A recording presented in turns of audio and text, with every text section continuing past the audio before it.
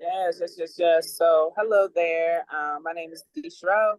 I am the CFO and founder of Business Squared LLC, which is a financial solutions resource-based company that helps underrepresented startup companies with understanding their financial foundation and articulating their financial vision so that they are in place to financially advocate for their company. So we do contracted CFO services, business credit development, and just a series of training and facilitating to underrepresented founders to get them more financially literate about their business. Okay, that sounds interesting. Can you talk about business credit, like for a dummy? Like, how would you explain business credit to somebody that never looked into it or knew about it before? Yeah, so with business credit, I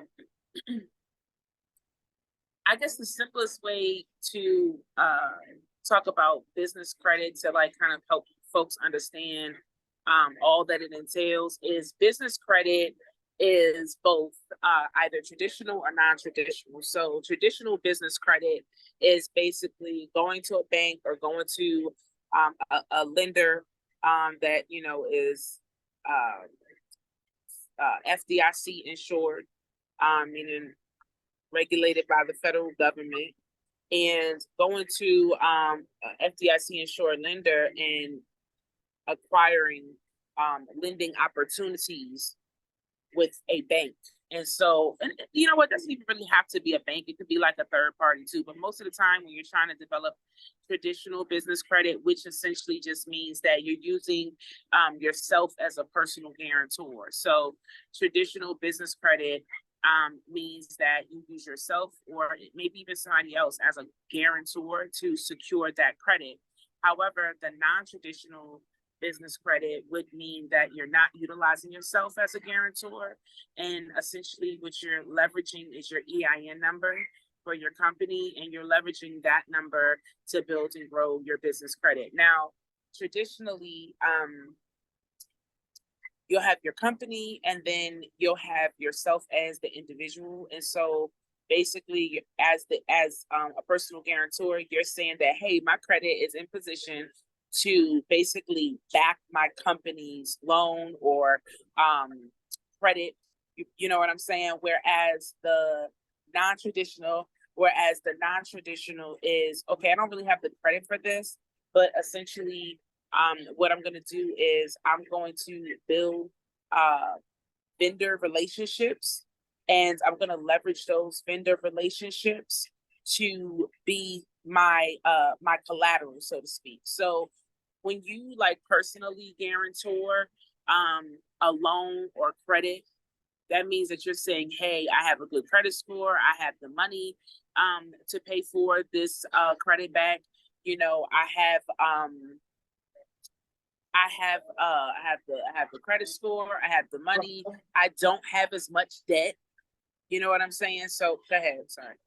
I want to tell my sister no one didn't know. Oh.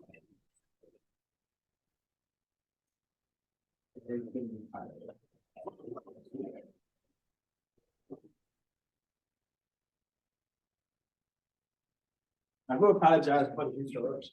No, it's all good. So I guess the main thing, like business credit for dummies, traditional, non-traditional. Traditional means that I'm backing up my business with my personal credit, with my personal credit profile, right?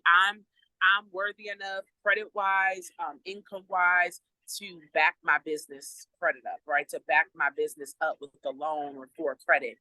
Some folks don't have that type of security. So essentially, what they would do is they would leverage their EIN number. They would build vendor relationships with that EIN number, and then those relationships will report to business credit bureaus, and those business credit bureaus will begin to develop and create a paydex score.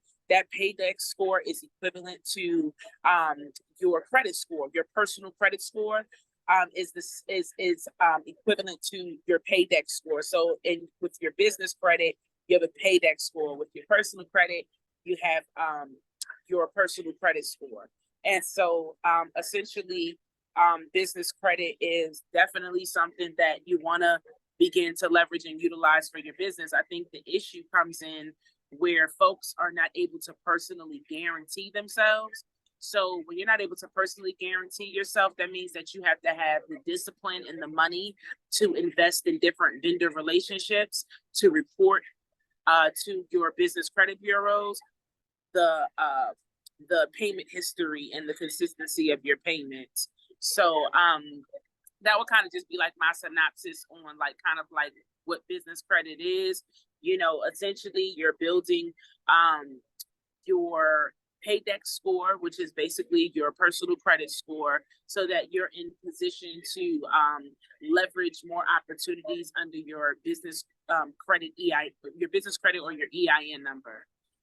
Some people don't have to use their EIN number. Some people have really great credit and they're like, hey, I'll personally back up, you know, my business credit, you know, I'll personally back up my you know, any type of loan or credit opportunity that I'm trying to get from the bank. I'm in position to back it up. I can do it. A lot of our people are struggling with their credit, so they have to go the non-traditional route, you know. So business credit is great. I just think that, you know, we oftentimes think that it's a, you know, oh, I'm gonna get my business credit right and I'm just, you know, do it and that's it. And yeah, do it and that's it, but it's a process, right?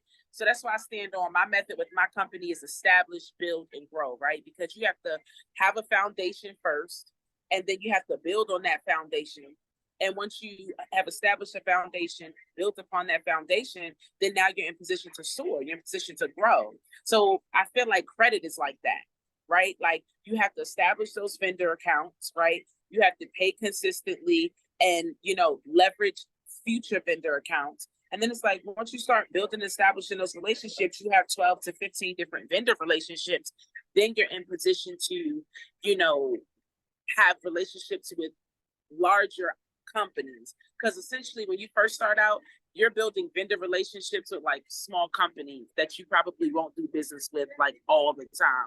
You'll probably just start building those relationships up initially just to kind of get your business credit going. But the vendors that you really want to do business with and that you're going to really leverage in your business are going to be vendors that, you know, give you a line of credit that's not tied to a store, or vendors that allow you to buy auto loans from them or purchase auto loans from them. And, you know, there's no personal guarantor. So there's certain vendors out there that a business really wants to reach to in order to build a relationship with, but you got to build relationships with the smaller vendors like Home Depot, like Walmart, like Sam's Club. They have Granger, Uline, smaller vendors that, you know, like I said, you don't always want something from them, but because you're trying to build the business credit, you get things from them to build the business credit. And then as you build those smaller relationships, then you move on to the larger relationships. So establish your small vendors, build upon to your medium-sized vendors, and then you grow to your larger vendors. And those are like your bigger banks. That's how you get your car. Like people are like, oh, I want to get a car, my business credit. Like you got to work for that. You got to build like 10, 12 relationships just to get to that. So what I like to always say about business credit is that it's not a get rich or get money quick scheme type of thing. You know what I'm saying? It's something, it's a discipline, it's a craft. Same thing with your personal credit. You got to keep paying that credit card every month. You have to, you know, establish new relationships that are going to add value to what your future credit goals are. It's a process. It's not like right away. So that's my tidbit on that. Excellent question. Yes. So we're gonna keep it on the informational side right now. So could you give us like a little detail on how exactly you help businesses grow? Like, could you give us a couple examples as well? Yeah, so a lot of times, the way that I help businesses is a lot of underrepresented, which is basically like Black and brown founders, are not financially literate, right? So they don't really understand how money works. They may know how to make money and they may know how to spend money, but they don't understand how to leverage money. And leveraging money just means that you know how to make the most of the money that you have by making strategic moves with the money that you have, right? And so one of the first ways that I help businesses is I help them with the mindset that they need to have when it comes to spending their money, and making their money, right? And so a lot of times, one of the things that I really like, hold near and dear to my heart is you got to have personal development, physical development, and business development in order to be a successful business owner, right? Or an entrepreneur, founder, or wherever you are in your stage of being a startup company. So, being a successful business, it first starts in your mind, and how you think every day, how you affirm yourself, how you envision yourself, what do you see for yourself in your company? Because once you understand what that vision is, then you know all the things that you desire and need to acquire in order to attain that vision. So it's like, okay, well, for me, if I'm a $25 million financial consulting company, I'm happy with that. You know what I'm saying? Because for me, I'm happy with that concerning this business, right? Because that 25 million might be all I need to take my next business idea to the next level, right? So when you look at what I help businesses do is I help them to look at their company and think about where do you want to be futuristically with your company, dollar amount wise, right? So what I learned is that there's a lot of people who want to get rich and have money because they see other people having money, right? But then there's some people that realistically, they're okay with a $500,000 a year business. They don't need to be a millionaire. You know what I'm saying? I met a girl that I was helping a few weeks back, and she said to me, like, I don't want to be a millionaire. All I need to make is $500,000 a year, and I need to do that consistently for 10 years. Okay, well, so now you know the vision, right? Like, okay, I'm good with that. So now that you're good with that, it's like, okay, well, let's look at $500,000 down the road, right? And like, let's think that backwards. What does it take to get that, right? And so what I do is I help businesses think about like, what is that like futuristic bottom line dollar amount that you need to feel like you did your thing in your company and with your brand. And then we work with the specifics in terms of doing the business financial planning to create the plan that shows us from today to $500,000, right? And then we look at all of the intricate ways that the company will make money to attain that $500,000.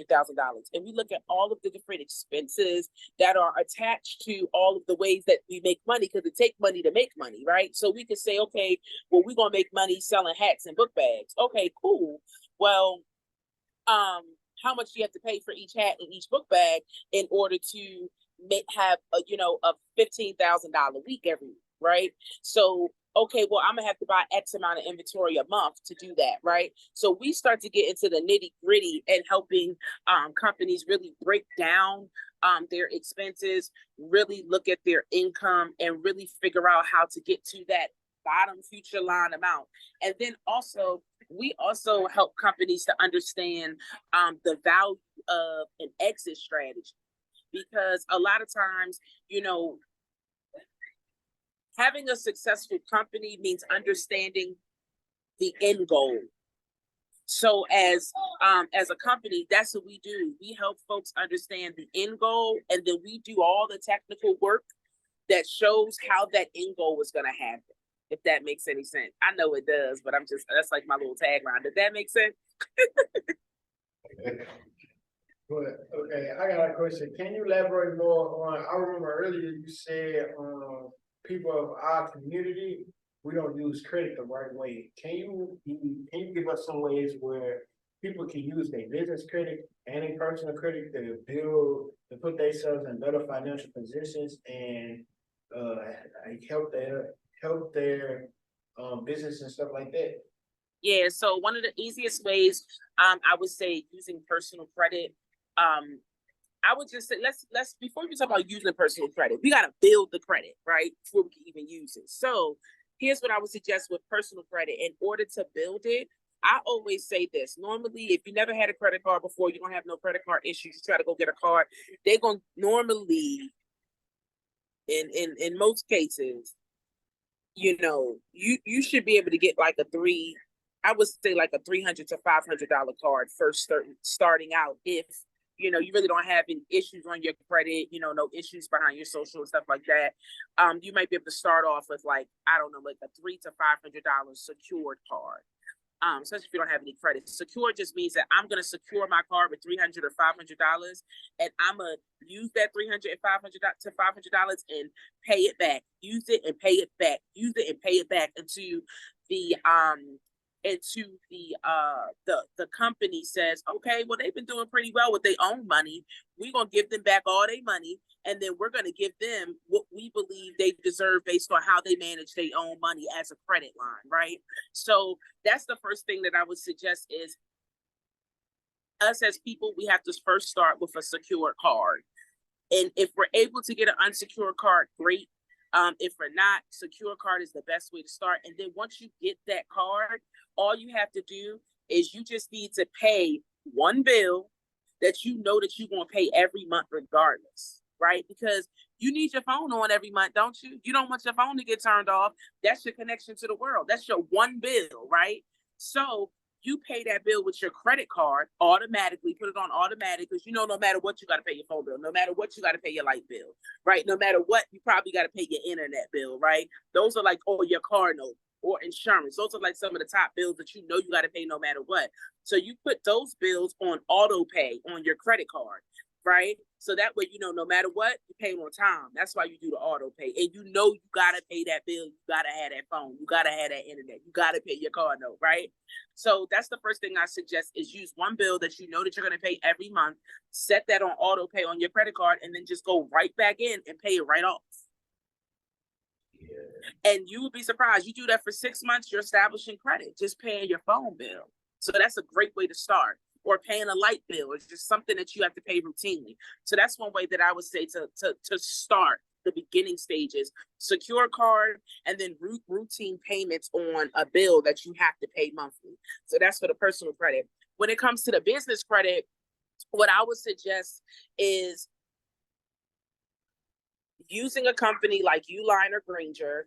And like, once again, I'm just talking about starting now. I'm not going to get into all the details of all the real stuff that it really takes to really build this thing all the way up. But starting the business credit, I would suggest a business taking a company like Uline or Granger, which are some of the initial vendors that you can leverage to build your relationship, business credit vendor relationships up, right? And then what I would do is I would just purchase from them supplies that I know I need for my business, right? So I know I need a printer.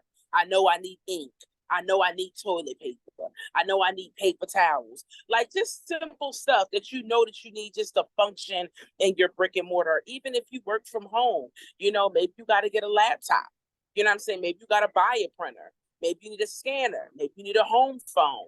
Things like that that you know that you need.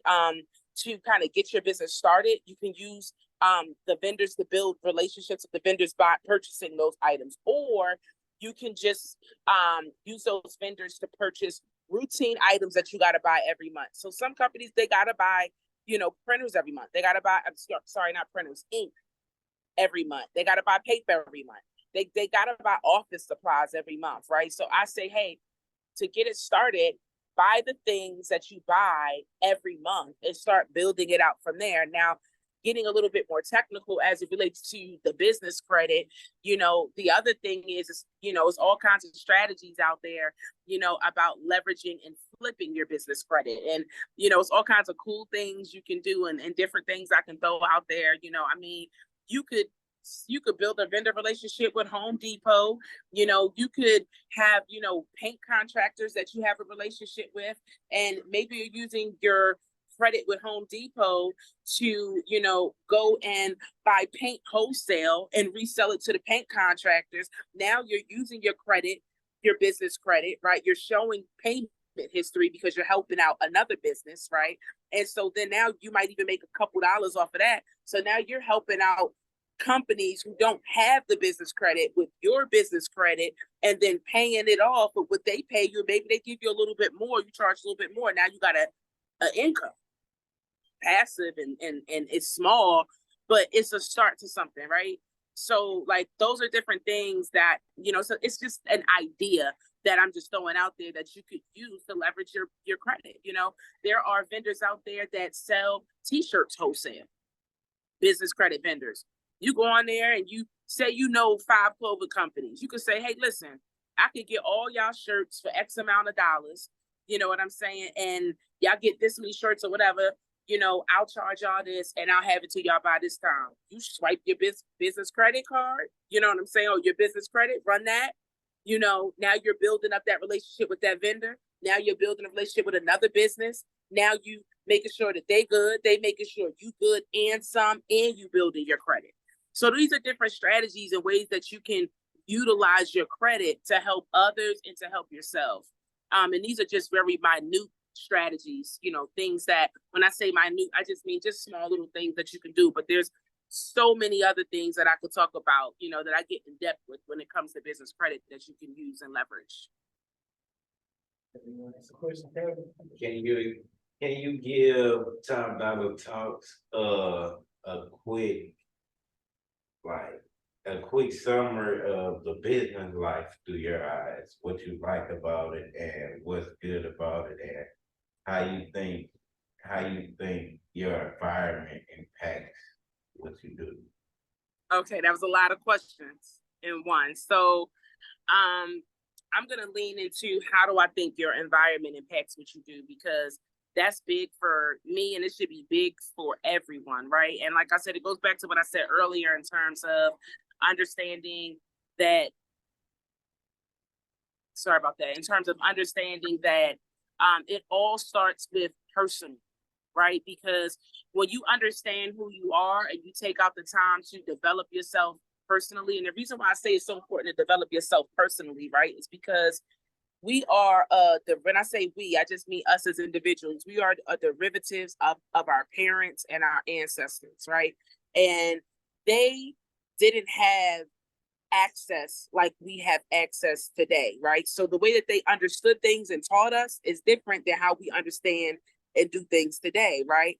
And so it takes some time to unlearn certain things that they thought was cool and told us was cool, that in today's day, it really may not be as cool as they thought it was when they told us, right?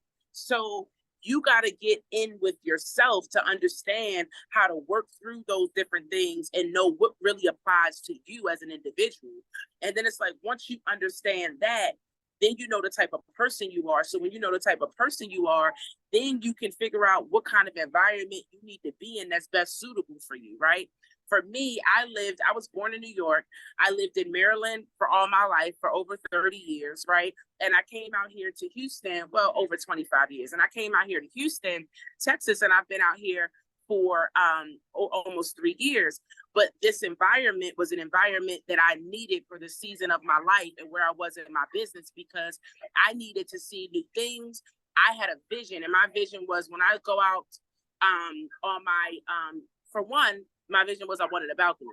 But for two, when I went out on my balcony, I needed to see the entire city every day. And so for me, I needed that to feel motivated, to feel focused. Like I needed to fulfill my vision. You feel what I'm saying? So when you think about your environment as an entrepreneur, you have to think about, what is your vision? How do you envision yourself successfully? What's going on around you? Are you in America? Are you in Louisiana? Are you in Maryland? You got to get that vision together, because that vision is going to let you know where you need to be. So leaning into your vision will help you to lean into your environment. So that's the answer to that question. The other question you asked me was something else before that. What was that? It was about how I understand the business through my eyes or something.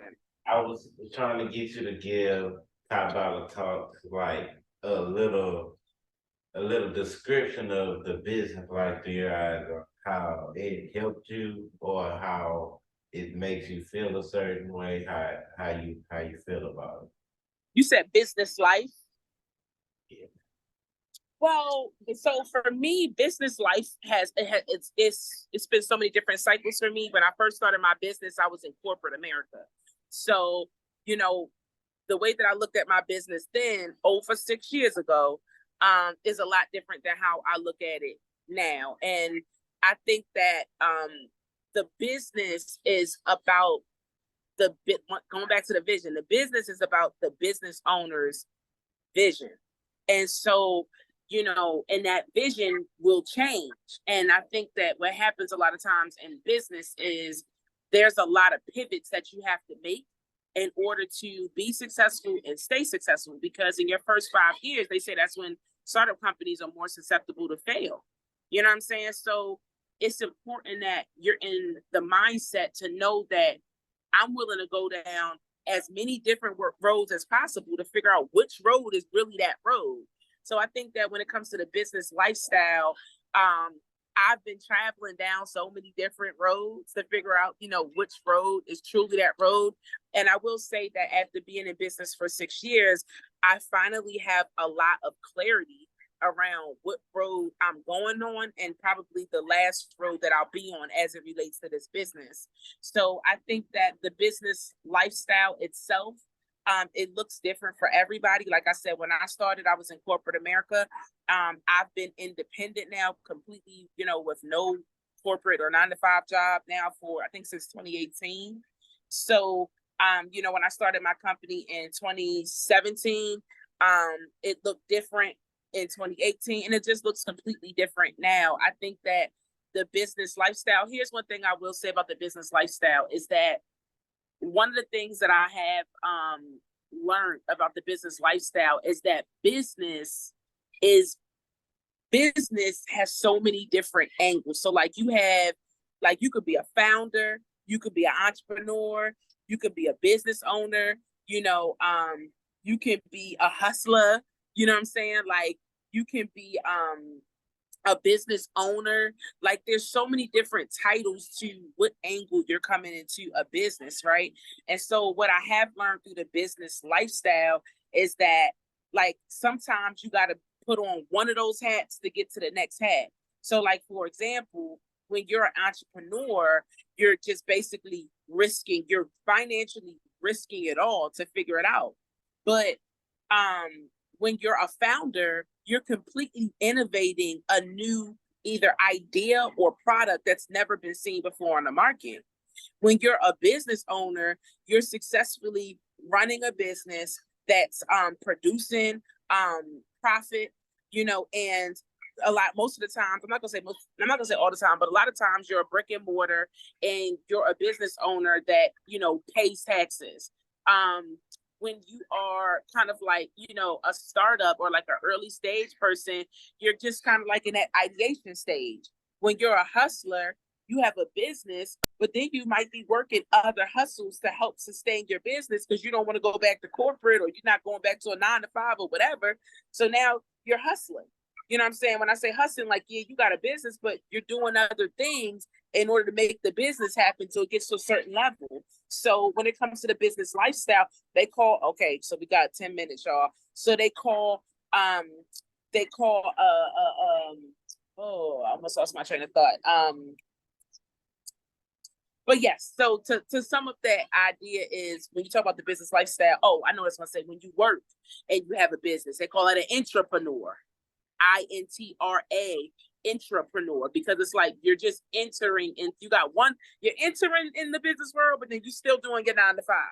When you're an entrepreneur, you don't have no 9-to-5. But my point is, there's so many ways to look at being a business person, you know what I'm saying? Or a business owner or business founder. Or sometimes I don't even know what to call it because it's different for everybody. So I think one of the things I learned about my business lifestyle is that I've had a chance to wear a lot of different business lifestyle hats. And a lot of folks don't realize that, they may not be a founder. They might just be an entrepreneur. They may not be a business owner. They might just be an early stage, startup company. It's just so many different layers and levels to it. So that's my feedback on that. Okay. I have a question. What would you say to entrepreneurs or young entrepreneurs that's from like a high crime area, poverty area, about getting into entrepreneurship and putting themselves in the right environment to stay focused on their goal?